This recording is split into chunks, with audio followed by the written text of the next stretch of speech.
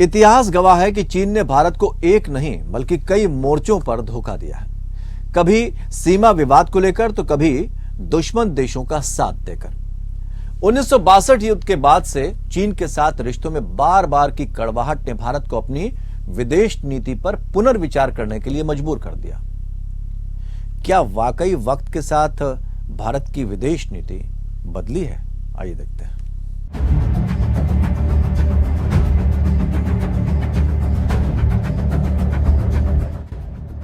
भारत का चीन के साथ हुआ 1962 का युद्ध एक बड़ी ऐतिहासिक घटना का गवाह रहा है।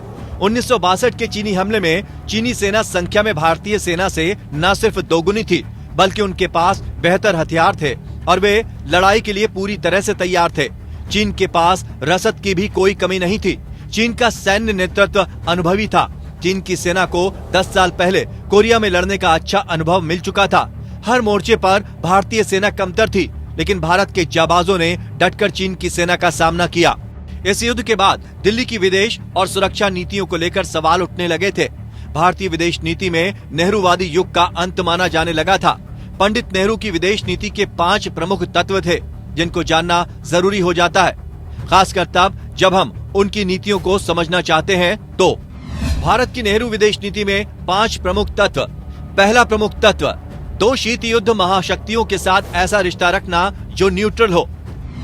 दूसरा प्रमुख तत्व, भारत के स्वतंत्रता आंदोलन से विरासत में मिली नैतिक राजनीति की ओर उनका रुझान।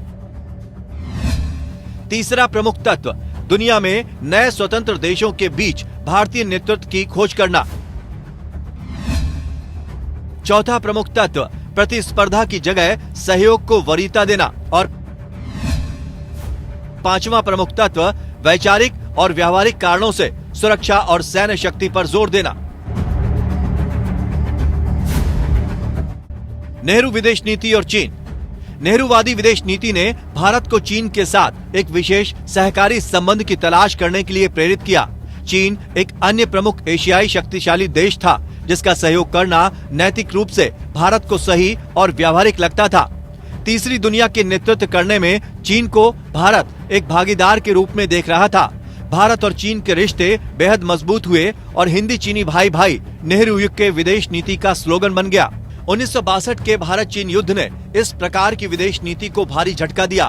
भारत चीन के बीच युद्ध का मुख्य कारण अक्साई चिन और अरुणाचल प्रदेश के सीमावर्ती क्षेत्रों की संप्रभुता को लेकर विवाद था। अक्साई चिन, जिसे भारत लद्दाख का हिस्सा मानता है और चीन शिनजियांग प्रांत का हिस्सा मानता है, यहीं से टकराव शुरू हुआ और ये युद्ध में बदल गया।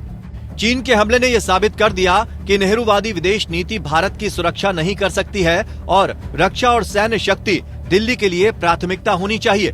इसने साबित किया कि चीन के हमले के सामने एक गुट निरपेक्ष और खराब सशस्त्र भारत न तो अपनी सीमित सैन्य शक्ति पर और न ही सहयोगियों पर भरोसा कर सकता है। इस युद्ध ने साबित किया कि चीन के साथ भारत की साझेदारी एक गलती थी। संकट के वक्त दिल्ली का नैतिक राजनीतिक और तीसरा विश्ववाद का कॉन्सेप्ट झूठा साबित हुआ। लेकिन 1964 में नेहरू के निधन के कई वर्षों के बाद पूरी तरह से ये नीति भारत ने अपनाई। भारत की विदेश सुरक्षा नीति में कई प्रमुख बदलाव किए गए। विदेश नीति में बदलाव। पहला बदलाव, नेहरू काल को समाप्त करने के अलावा इस युद्ध ने भारत की विदेश और सुरक्षा नीति में 3 प्रमुख दीर्घकालिक परिवर्तनों को प्रेरित किया। सबसे पहले युद्ध ने नई दिल्ली को अपनी सेना पर ध्यान केंद्रित करने के लिए प्रेरित किया और इस तरह एक प्रमुख सैन्य शक्ति के रूप में भारत का उदय हुआ। विदेश सुरक्षा नीति में परिवर्तन। युद्ध के बाद भारत का रक्षा खर्च बड़े पैमाने पर बढ़ गया। 1961 में यह सकल घरेलू उत्पाद के 2.1% से बढ़ गया। वर्ष 1963 में 4% हो गया और शेष शीत युद्ध में जीडीपी के 3% से लगातार ऊपर रहा। यह 1962 से पहले के स्तर पर कभी नहीं लौटा। दूसरा बदलाव, इसके अलावा 1962 के युद्ध ने प्रमुख सैन्य सुधारों के लिए भी देश को प्रेरित किया और भारत के रक्षा उद्योग को फिर से आकार देने और विस्तार करने के लिए बड़े पैमाने पर भूमिका निभाई। इस युद्ध ने 1974 में परमाणु परीक्षण करने और 1998 में परमाणु हथियार हासिल करने के भारत के फैसले में एक अहम भूमिका निभाई। नेहरूवादी विदेश नीति ने भारत को चीन के साथ एक विशेष सहकारी संबंध की तलाश करने के लिए प्रेरित किया। चीन एक अन्य प्रमुख एशियाई शक्तिशाली देश था जिसका सहयोग करना नैतिक रूप से भारत को सही और व्यावहारिक लगता था। तीसरी दुनिया के नेतृत्व करने में चीन को भारत एक भागीदार के रूप में देख रहा था। भारत और चीन के रिश्ते बेहद मजबूत हुए और हिंदी चीनी भाई भाई नेहरू युग के विदेश नीति का स्लोगन बन गया। तीसरा बदलाव, 1962 के युद्ध ने भारत को विदेश नीति में अधिक वास्तविक राजनीतिक संबंधों के लिए प्रेरित किया। विदेश नीति में यह बदलाव युद्ध के दौरान ही हुआ, जब अक्टूबर और नवंबर 1962 में चीनी हमले के कारण तत्कालीन प्रधानमंत्री जवाहरलाल नेहरू ने हथियारों के लिए यूएस और यूके से मदद मांगी। इसके साथ ही उन्होंने इस युद्ध में अमेरिकी वायुसेना को हस्तक्षेप करने के लिए भी कहा। हालांकि भारतीय विदेश नीति में अधिक वास्तविक राजनीति की सही तरीके से शुरुआत इंदिरा गांधी के कार्यकाल में हुई। इंदिरा गांधी की विदेश नीति बहुत अधिक शक्ति उन्मुख और ठोस थी। उनके प्रधानमंत्री रहते हुए भारत ने 1971 में सोवियत संघ के साथ भागीदारी की और पाकिस्तान को 2 टुकड़ों में तोड़ बांग्लादेश के निर्माण में महत्वपूर्ण भूमिका निभाई। इंदिरा गांधी के कार्यकाल से ही भारत की विदेश नीति आमतौर पर एक वास्तविक राजनीति की दिशा में आगे बढ़ती गई। चौथा बदलाव, 1962 के युद्ध ने नई दिल्ली को चीन को एक संभावित सुरक्षा खतरे के रूप में स्थायी रूप से फिर से परिभाषित करने के लिए प्रेरित किया।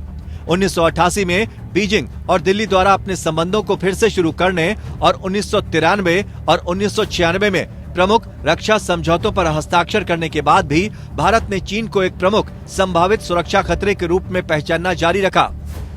चीन के बारे में भारत की लगातार सुरक्षा चिंताओं को तत्कालीन प्रधानमंत्री अटल बिहारी वाजपेयी ने सबसे अच्छी तरह से व्यक्त किया था।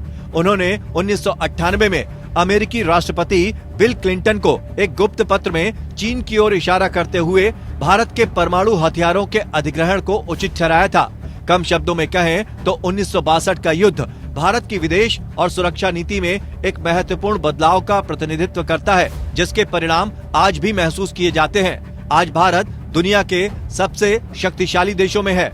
आज देश की सेना के पास मौजूद हथियार न सिर्फ आधुनिक हैं, बल्कि दुश्मनों के दांत खट्टे करने का जज्बा पहले से कई गुना ज्यादा है।